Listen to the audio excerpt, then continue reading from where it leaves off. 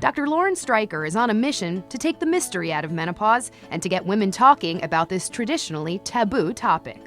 Because it's associated with aging, it's associated with the loss of sexuality, so people haven't been talking about it. So we decided to have the conversation and reached out to women of all different ages.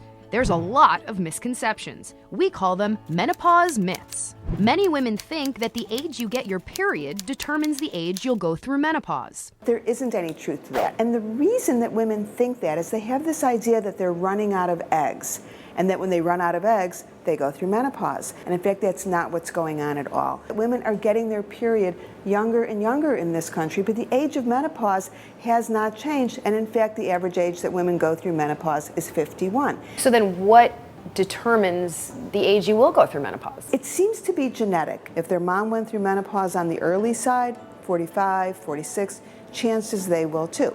But having said that, there are a number of medical conditions that can also influence the age that someone goes through menopause. Diabetes, cancer, there are all kinds of things that can get your ovaries to shut down a little bit sooner. All menopausal symptoms are temporary, including hot flashes.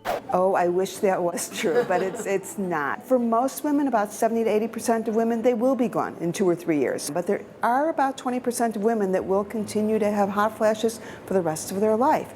But hot flashes aren't the only symptom, and I think one of the major symptoms that women don't associate with menopause is vaginal dryness. And when someone has vaginal dryness, sometimes they have painful intercourse as a result of it, but sometimes they just have irritation, or they might have urinary urgency. They don't associate those symptoms with menopause, but those symptoms are not temporary, and in fact, they get worse with time. Eating certain foods will diminish hot flashes. If you look at the good scientific studies, it really doesn't show that eating any particular foods are going to decrease your hot flashes. We do know that some foods might increase them. For example, a lot of women, when they drink alcohol, spicy food, things that might make you a little bit hot anyway, can trigger a hot flash. Weight gain is a result of menopause. Indirectly, what's going on is that when a woman goes through menopause, the lack of estrogen will cause a redistribution of weight. Suddenly that little spill over the top of the jeans, that is absolutely a result of menopause. But interestingly, a lack of estrogen does not slow down your metabolism. There are a number of reasons that women very often will gain weight around the time of menopause.